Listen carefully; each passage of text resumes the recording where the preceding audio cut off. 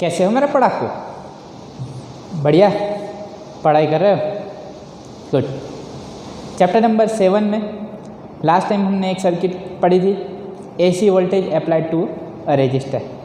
आज second circuit, AC voltage applied to an inductor.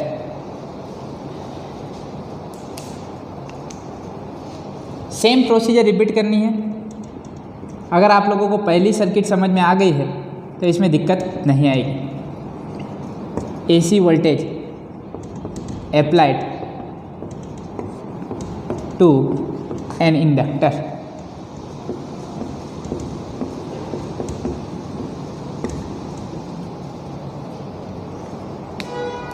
Here we have to consider purely inductive circuit। कैसी circuit consider करनी? Purely inductive circuit. इसका मतलब क्या हो?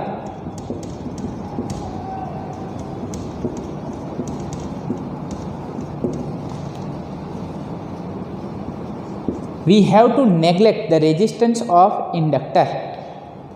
Suppose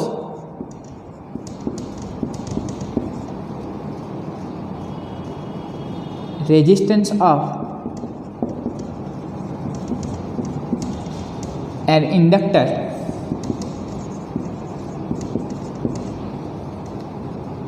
is negligible or very small.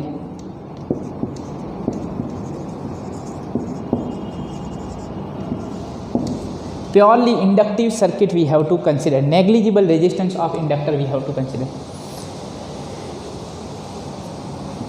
Now here we have to connect AC source with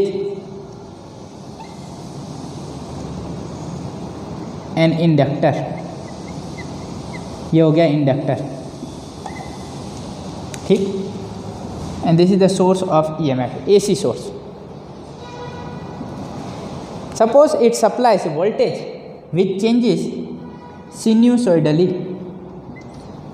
Suppose it supplies voltage V is equal to Vm sin omega t। कितना voltage दे रहा है? V is equal to Vm sin omega t।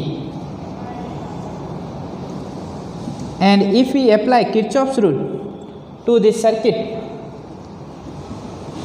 applying Kirchhoff's loop rule to the circuit, resistance तो है नहीं, सिर्फ inductance को consider करना है। अगर किरचॉफ्स लूप रूल लगाएं, this is a voltage at any time t, instantaneous voltage V is equal to Vm sine omega t। मान लो कि at any instant this is positive, this is negative, then current will flow in this direction. Current कुछ ऐसे flow होगा क्या? ठीक। पर मुझे बताओ, जैसे ही करंट इस तरफ फ्लो होना चाहता है towards the inductor, then according to Faraday's law, due to change in flux some EMF will be induced. Yes और नो? कुछ EMF इंड्यूस हो जाएगा यहाँ पे, because here current is going to change with time, so some EMF will be induced and that EMF will try to oppose. क्या करेगा? Oppose करेगा, plus minus. तो ये एक बैटरी की तरह बिहेव करेगा, और अंदर वाला जो करंट है वो इस तरफ नेगेटिव टू पॉजिटिव, वो इस करंट का जो करंट सर्किट में फ्लो हो रहा है, that instantaneous current I am taking I, उसका ओपोज करेगा। यस और no? Applying Kirchhoff's loop rule to the circuit. यहाँ से वोल्टेज क्या जा रहा है? यहाँ से कंसिडर करो लूप रूल, तो क्या बनेगा? V is equal to Vm sine omega t। So V and here when we are moving in the direction of electric current higher to lower, तो क्या बनेगा? Minus L di by dt is equal to 0। क्या ठीक? V minus L di by dt is equal to 0। Why I have taken minus L di by dt? It will try to oppose the change in electric current, current में जो change हो रहा है उसे oppose करने का try करेगा। और इंडक्टर के बारे में हमने आगे वाले चैप्टर में पढ़ा हुआ। So induced EMF will be minus L D I by D T, that is called back EMF. अगर याद हो तो क्या बनता है, back EMF minus L D I by D T. तो ये क्या बनेगा, V minus L D I by D T is equal to 0। Therefore V is equal to L D I by D T. हमें चाहिए current का equation, क्या current flow हो रहा है इस समय पे। तो d I by D T is equal to V by L, क्या ठीक। But what is V, V that is V M sine omega t. So this is nothing but d I by D T is equal to V M sine omega t. I am interested in electric current, हमारा interest किस में है, electric current में। तो electric current क्या मिले, d i is equal to V M sine omega T D t, क्या ठीक, V M sine omega T D t. Therefore if I want electric current then integrating both the sides, integration of d i is equal to V m integration of sine omega T D t, क्या ठीक, V m integration sine omega T D t. What is the integration of d i, that is I, V m as it is. What is the integration of sine omega t, integration of sine omega T क्या बने, ये V M by L तो रह गया, V M by L, V M by L, V M by L, यहाँ पे अभी आएगा वी एम बाई एल, ठीक है। v बाई एल है तो क्या बनेगा, V M sine omega T upon L, V M by L sine omega T D T, V M by L integration sine omega T D T. चलो V M by L, what is the integration of sine omega T D T, minus cos omega T by omega. Sine का integration क्या होगा, minus cos, और T के साथ क्या है omega, तो डिवाइड बाय ओमेगा। तो ये बना I is equal to minus V M by omega L cos omega T. क्या बना, I is equal to minus V M by omega L cos omega t. अब आप बोलोगे सर यहाँ पे भी इसको इसकी तरह नहीं लिख सकते, जैसे यहाँ पे लिखा है v is equal to V M sine omega t, तो क्या यहाँ पे भी लिख सकते हैं I is equal to I M cos omega T. क्या कर सकते हैं, कर सकते हैं। तो इसे ऐसा लिखा जा सकता है, therefore I is equal to I m minus I M cos omega t. तो ये भी बनेगा I is equal to minus I M cos omega t, where I M is equal to V M by omega L. क्या लिया हमने, I M is equal to V M by omega L. तो ये हमें मिला electric current का equation, I is equal to minus I M cos omega t. अब यहाँ पे जो वोल्टेज है वो किसका फंक्शन है, साइन का फंक्शन, और करंट किसका फंक्शन मिला, कॉस का फंक्शन। अगर हमें फेज डिफरेंस चाहिए तो इसे साइन में कन्वर्ट कर लेना चाहिए, किस में कन्वर्ट कर लेना चाहिए, साइन में, ठीक है। तो हमें फेज डिफरेंस निकालना है, what is the phase difference between current end voltage, तो उसे निकालेंगे, पर उससे पहले आप लोगों को ये चीज़ लिख लेनी चाहिए। तो जल्दी से नोट डाउन कर लीजिए, फिर हम इलेक्ट्रिक करंट के इक्वेशन को साइन के टर्म में ऑब्टेन करते हैं।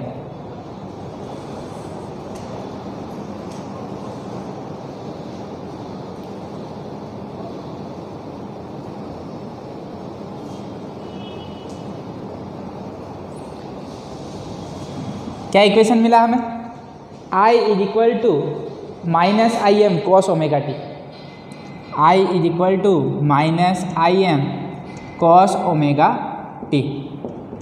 क्या ठीक। अब मुझे इसे कन्वर्ट करना है साइन के टर्म में। अगर मुझे करंट चाहिए साइन का फंक्शन तो क्या कर लेना चाहिए, minus I m as it is. क्या मैं इसे लिख सकता हूँ, sine pi by 2 minus omega t, sine pi by 2 minus omega t. Sine 90 minus theta क्या होगा, cos theta, yes sorry sine 90 minus theta cos theta. तो यहाँ पे हम लिख सकते हैं sine pi by 2 minus omega T. क्या ठीक। चल अब अगर ये नेगेटिव साइन को अंदर लेके जाऊं तो क्या बनेगा, I is equal to I M sine omega T minus pi by two. क्या ठीक, क्या बनेगा, I is equal to I M sine omega T minus pi by two. Minus को अंदर लेके जाएंगे तो क्या हो जाएगा, minus pi by two minus minus plus omega T minus pi by two. याद हो तो साइन माइनस थीटा क्या होता है, माइनस साइन थीटा। तो अगर माइनस साइन थीटा को साइन माइनस थीटा के टर्म में भी लिखा जा सकता है, तो sine omega T minus pi by to. ये सारी चीज़ें अब आप लोगों को याद होनी चाहिए, मालूम होनी चाहिए। ये सब हम लोग स्टैंडर्ड 11 में यूज़ कर चुके हैं। ठीक, काई is equal to I M sine omega T minus pi by two. तो ये हो गया हमारा इलेक्ट्रिक करंट का इक्वेशन। अब याद हो तो वोल्टेज का इक्वेशन क्या था, voltage V is equal to V M sine omega t. चलो वोल्टेज भी साइन में, करंट भी साइन में, तो क्या अब इन दोनों का फेज कंपेयर किया जा सकता है, यस सर। अब फेज डिफरेंस निकाल सकते हैं। मुझे बताओ साइन के साथ यहाँ पे क्या है, ओमेगा टी, और यहाँ पे साइन के साथ क्या है, omega T minus pi by two. तो अब इनके फेज को कंपेयर किया जा सकता है। मुझे बताओ करंट का फेज क्या है, omega T minus pi by to, मतलब ओमेगा टी से कुछ कम है। तो फेज डिफरेंस कितना हुआ इन दोनों के बीच में, what is the phase difference between current end voltage, pi by to. कितना फेज डिफरेंस है, पाई बाय टू का। इसको बोल देता हूँ इक्वेशन नंबर 1, इक्वेशन नंबर 2। ये हमने आगे लिखा था V is equal to V M sine omega t, वहाँ पे इक्वेशन 1 लगा देना। तो I क्या बना, I am sine omega T minus pi by to. From equation 1 and equation 2 it is clear that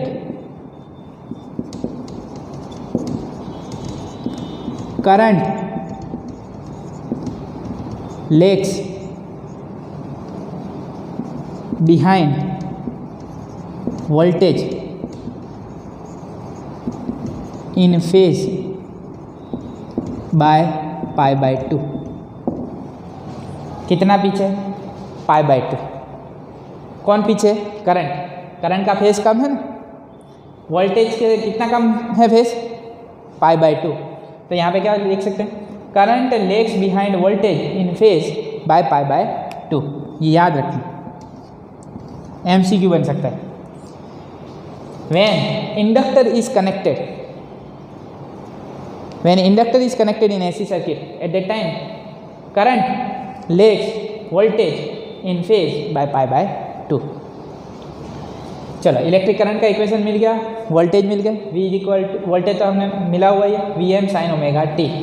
जब इंडक्टर कनेक्ट करेंगे तो फेज डिफरेंस क्या मिलेगा, पाई बाय टू। याद करो जब रेजिस्टेंस कनेक्ट किया था तो क्या मिला था phase difference, 0।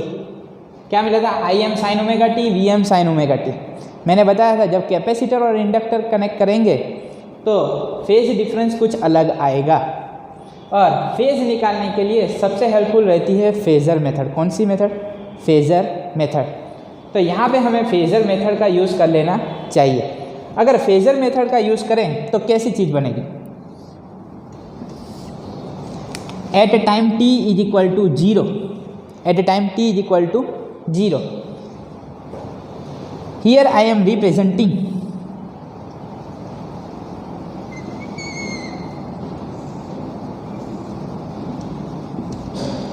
some vector OA।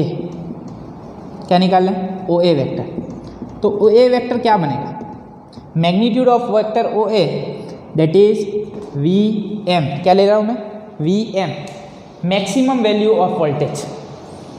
Okay, now here if we rotate this vector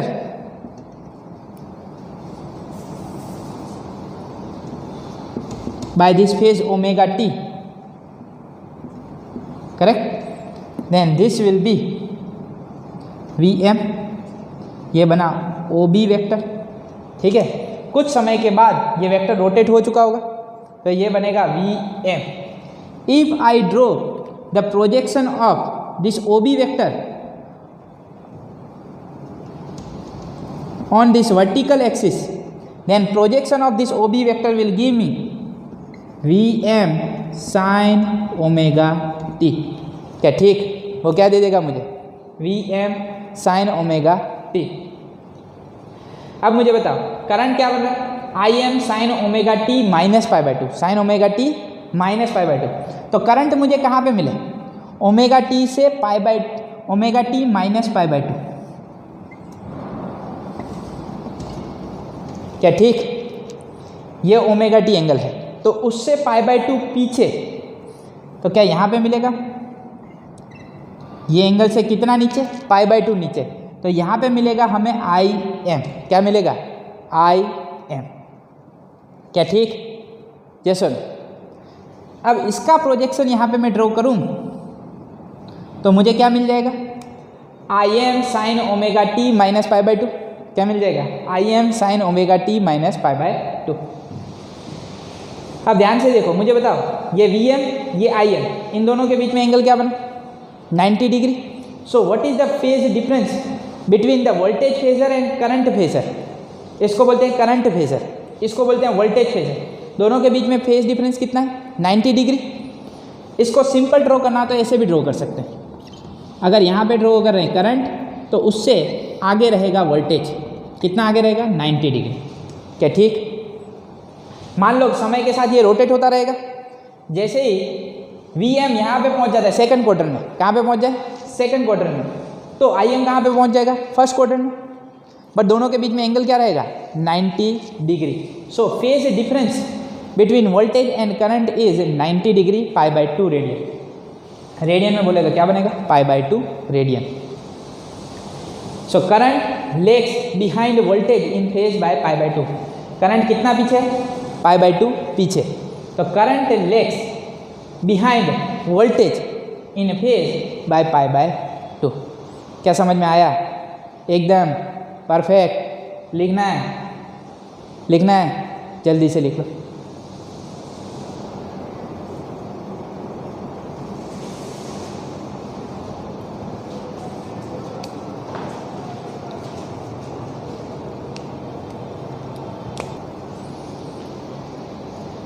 अब हमने फेजर डायग्राम ड्रॉ कर लिया, ठीक है। अब यहाँ पे ये इक्वेशन पे आ जाते हैं, equation number 2। From equation 2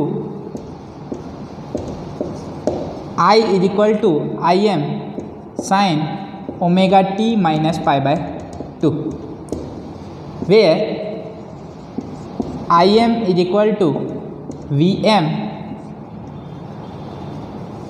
I am is equal to V M by omega L. क्या यही मिला था हमें? I M is equal to V M by omega L. This omega L, but omega L is equal to X L. Omega L is equal to X L. This X L is called inductive reactance. क्या बोला जाता है इसे? Inductive reactance. याद करो, current का equation क्या बनता है? I is equal to V by R. Resistance connect करते थे तो क्या बनता था? I is equal to V by R. So X L is analogous to resistance. There is analogy between XL and R. This XL is analogous to resistance, क्योंकि current का equation क्या बनता है? V बाय आर, और R की जगह यहाँ पे भी क्या मिल रहा है? ओमेगा एल, और ओमेगा एल को क्या बोला जाता है? XL, that is inductive reactance. This XL is called inductive reactance. Inductive reactance is analogous to resistance.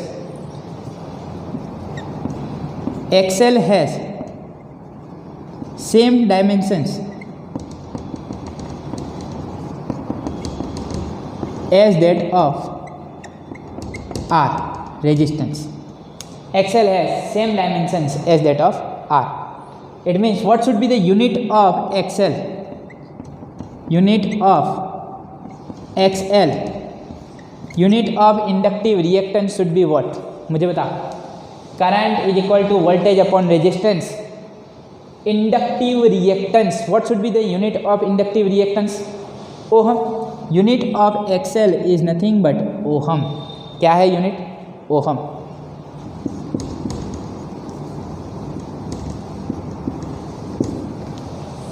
क्या ठीक? तो आई एम को क्या लिखा जाएगा? Therefore I M is equal to V M by X L.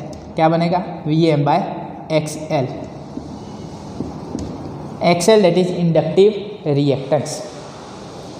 What is the function of resistance in the circuit? It limits the value of electric current. It controls the current, right? What is the function of XL in the circuit? XL का क्या काम? It limits the current in inductive circuit. When inductor is connected in the circuit, at the time this XL will control the current. The function of XL is to limit the value of current in AC circuit. क्या समझ में आ गया? तो inductor connect किया होगा तो ये current को कंट्रोल करेगा। क्या ठीक? Now from this XL is equal to omega L. XL is equal to omega L. What is omega? That is 2 pi F. 2 pi F L. क्या ठीक? So from this XL that is directly proportional to inductance. XL is directly proportional to inductance. So here, as angular frequency increases, then this XL also increases proportionally. So graph of XL versus omega will be like this. As omega increases, then value of XL inductive reactance also increases. Omega बढ़े, as angular frequency increases, then this XL also increases proportionally. XL बढ़ेगा। क्या ठीक? एकदम perfect. Okay. Now what happens to this electric current? यहाँ पे current पे ध्यान दें तो करंट का फॉर्मूला क्या बन रहा है? I is equal to minus I M cos omega T. और आई एम क्या है? V M by X L. X L that is omega L. तो जैसे ओमेगा की वैल्यू बढ़ेगी तो करंट का क्या होगा? This current will decrease like this with omega, because I is equal to minus Im cos omega t. So this way current will decrease. क्या ठीक? तो ये हो गया relationship between XL and omega, electric current and omega. क्या समझ में आ गया? एकदम परफेक्ट। अब ग्राफ की बारी। Now I will draw the graph of voltage versus omega T and current versus omega T. दोनों का ग्राफ ड्रॉ करना है। याद है सर्किट होती है, सर्किट को सॉल्व करते हैं, इलेक्ट्रिक करंट का इक्वेशन लाते हैं, फेज डिफरेंस डिसाइड करते हैं। रेजिस्टेंस जब कनेक्ट किया था तो फेज डिफरेंस था 0, तो हमने क्या लिखा था? Current is in phase with voltage. यहाँ पे क्या बना? Current lags behind the voltage in phase by π/2।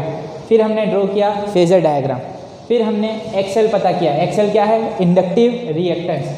फिर उसका यूनिट निकाला और यहाँ पे हमने ग्राफ ड्रॉ किया। अब किसकी बारी? फेजर डायग्राम हो जाता है, उसके बाद किसका ड्रॉ करना होता है? उसके बाद क्या करते हैं? उसके बाद हम ड्रॉ करते हैं graph of voltage versus omega T and current versus omega t. तो अब वो ग्राफ ड्रॉ करना है, पर वो ग्राफ ड्रॉ करें उससे पहले आप लोगों को ये चीज़ लिख लेनी चाहिए। तो जल्दी से ये चीज़ लिख लीजिए।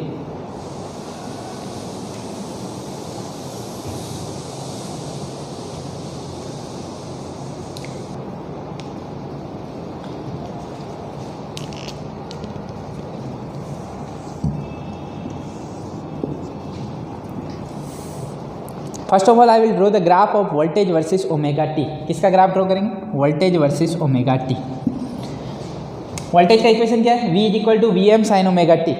Substitute omega T is equal to 0। क्या सब्स्टिट्यूट कर दे? Omega T is equal to 0, तो क्या बनेगा? साइन 0 0। तो यहाँ से स्टार्ट होगा graph. End voltage is the function of sine, तो कुछ ऐसा ग्राफ मिलेगा।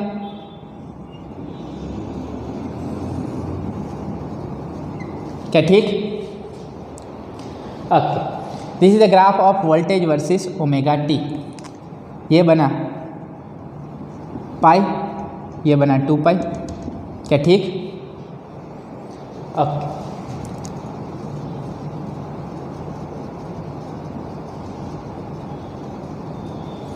अब मुझे बताओ अब करंट वर्सेस ओमेगा टी का ग्राफ ड्रॉ करें तो substitute omega T is equal to 0 first, यहाँ पे 0 सब्स्टिट्यूट करें तो क्या बनेगा sine minus pi by to.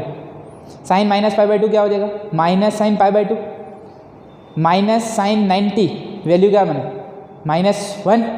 तो ग्राफ कहाँ से स्टार्ट होगा, यहाँ से स्टार्ट होगा क्या, ठीक। -1 इंटू आई एम, -im से स्टार्ट होगा ग्राफ क्या, ठीक।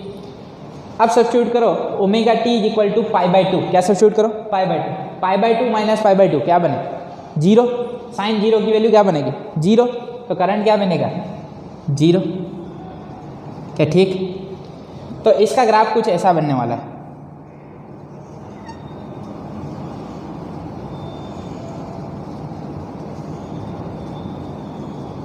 कुछ ऐसा ग्राफ मिलेगा, किसका,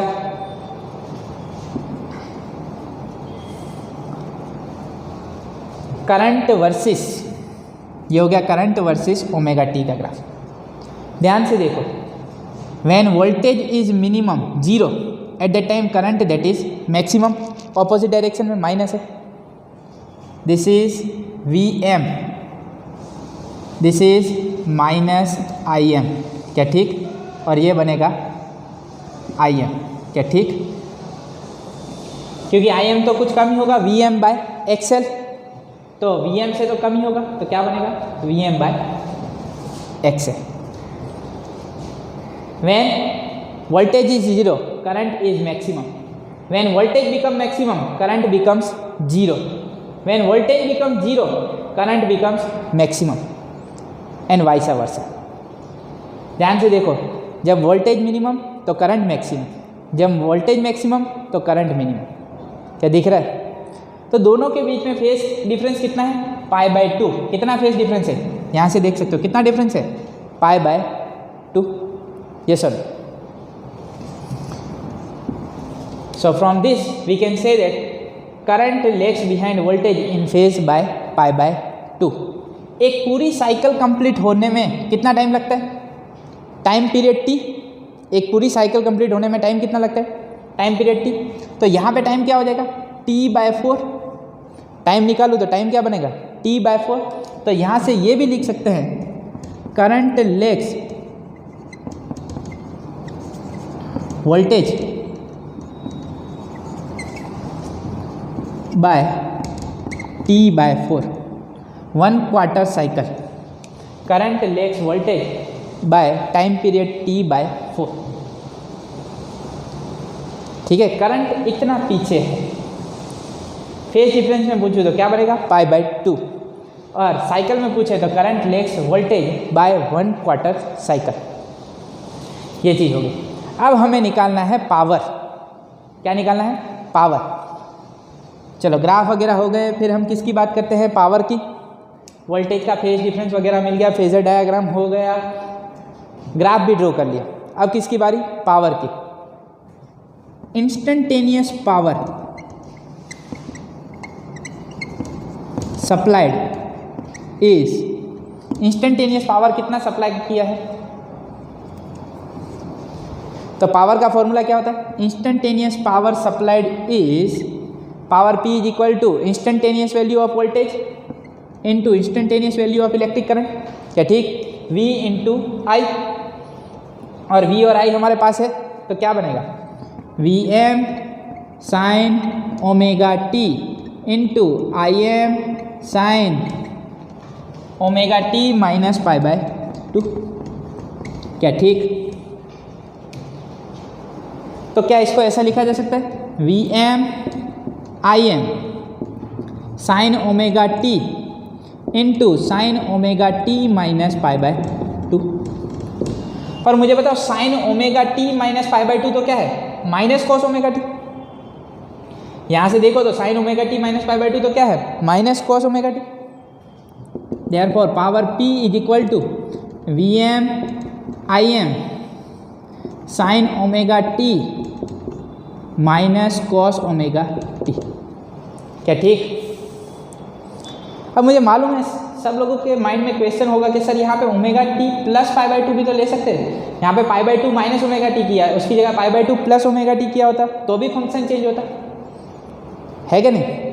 sign pi by two plus omega T किया होता तो भी फंक्शन चेंज होता। Sine 90 plus theta that is cos theta, yes sir. पर वो हमने इसलिए नहीं किया क्योंकि यहाँ पे pi by two plus omega T लेते और फिर माइनस को अंदर डालते तो ये ओमेगा टी क्या आता माइनस, और यहाँ पे साइन के साथ क्या है प्लस ओमेगा टी।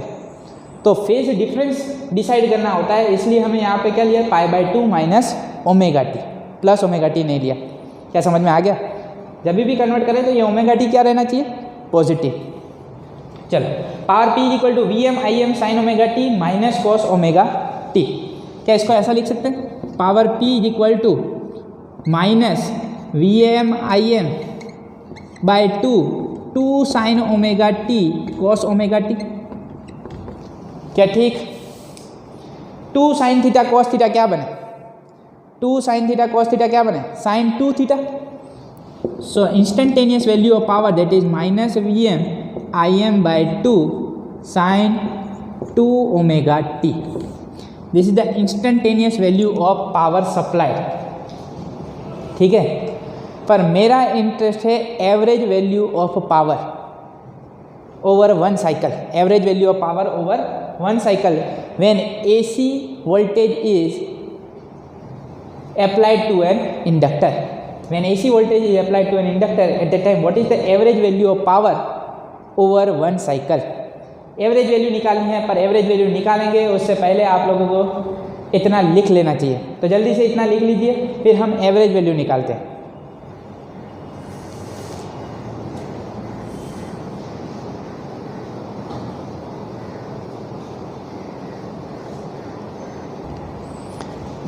अब निकालते हैं एवरेज वैल्यू।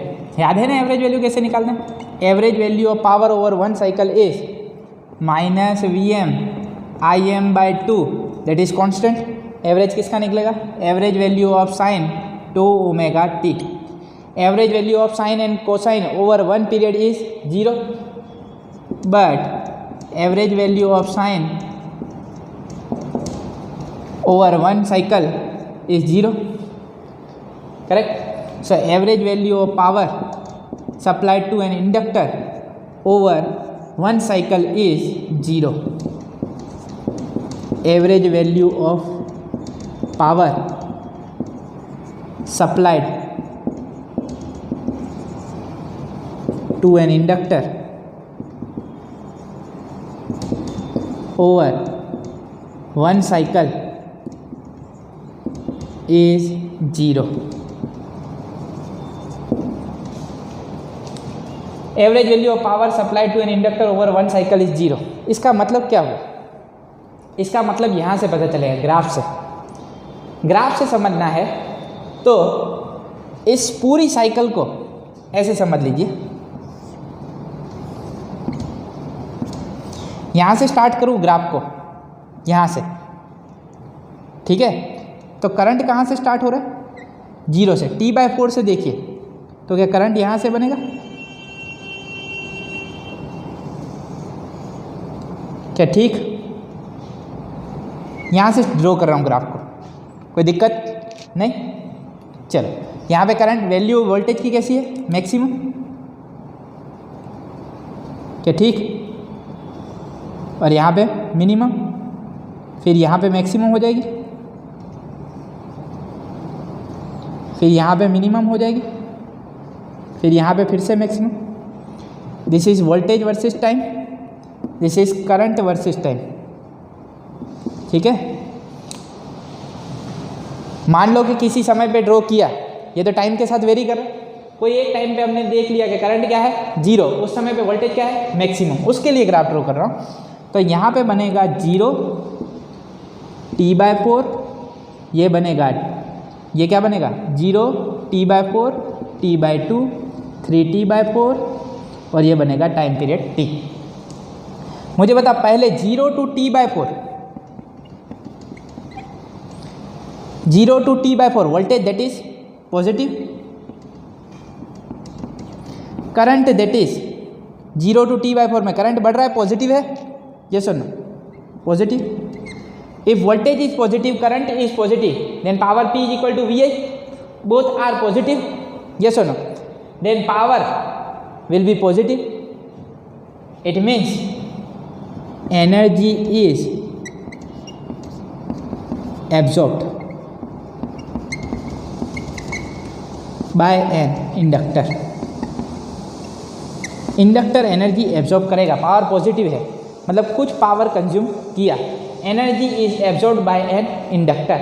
यहाँ पे देखा जाए तो ये क्या बना, वोल्टेज भी पॉजिटिव और करंट भी पॉजिटिव, क्या ठीक।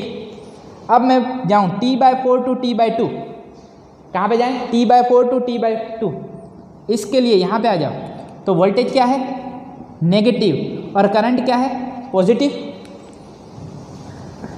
T/4 to T/2 voltage that is negative and current that is positive, क्या ठीक।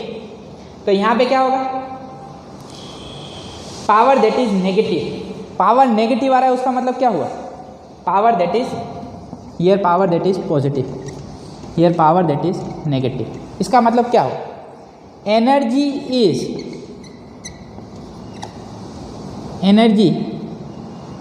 being returned to the source। जो एनर्जी एब्जॉर्ब की थी वो वापस सोर्स को दे देता है, कब, T/4 to T/2। Whatever amount of energy it fetches, same amount of energy is return back to the source, ठीक है। तो यहाँ पे एनर्जी एब्जॉर्ब की, यहाँ पे एनर्जी वापस दे दी, तो 0 टू T/2 में क्या हुआ, नेट तो क्या हुआ, 0। फिर यहाँ पे जाओ T/2 टू 3T/4, मुझे बताओ वोल्टेज भी नेगेटिव और करंट भी नेगेटिव, दोनों नेगेटिव, तो पावर क्या हो जाएगा, पॉजिटिव। तो फिर से क्या होगा, energy is absorb by an inductor, कुछ एनर्जी एब्जॉर्ब करेगा। 3T/4 टू T में जाएं तो मुझे बताओ वोल्टेज क्या है, पॉजिटिव और करंट क्या है, नेगेटिव। अगर वोल्टेज पॉजिटिव करंट नेगेटिव तो पावर क्या आ जाएगा, negative. It means energy being return to the source, energy लेगा वापस दे देगा, लेगा वापस दे देगा, तो क्या मिलेगा, average value of power supplied to an inductor over one cycle is 0, क्या ठीक। Therefore we are getting this average value of power 0। Resistor वाले केस में ऐसा नहीं था, उसमें हमें पावर मिला था, यस और नो, power dissipated in the form of joule heat is मिला था I²R, power P equal to I²R, यहाँ पे I क्या था, IRMS, तो IRMS² इंटू R मिला था पावर। यहाँ पे एवरेज पावर क्या मिल रहा है, 0। So here we can say that average value of power supplied to an inductor over one cycle is 0। ये सारी चीज़ें इंपॉर्टेंट हैं। तो ये हो गई हमारी सेकंड सर्किट। फर्स्ट सर्किट करवाई थी रेजिस्टर के लिए, सेकंड सर्किट हो गई इंडक्टर के लिए, थर्ड है कैपेसिटर वाले। आप लोगों को होमवर्क देता हूँ मैं, right this theory at least 3 times in homework. कितनी बार, 3 बार लिखें, प्रैक्टिस करनी पड़ेगी। लोगों के लिए ये चीज़ें नई हैं, ठीक है। चैप्टर नंबर 1 to 6 में हमने AC के बारे में इतनी चर्चा की नहीं है, तो चैप्टर नंबर 7 पूरा है AC, अल्टरनेटिंग करंट। तो ये नया टॉपिक है, इसलिए आप लोगों को इसकी प्रैक्टिस कर लेनी चाहिए। यहाँ पे मैं स्टॉप करता हूँ, नेक्स्ट लेक्चर में मिलेंगे। तब तक के लिए स्वस्थ रहें, मस्त रहें, दीपक सर के साथ पढ़ते रहें। इसको लिखने के लिए भी टाइम मैं दूंगा। मिलते हैं नेक्स्ट लेक्चर में, तब तक के लिए बाय बाय, थैंक यू।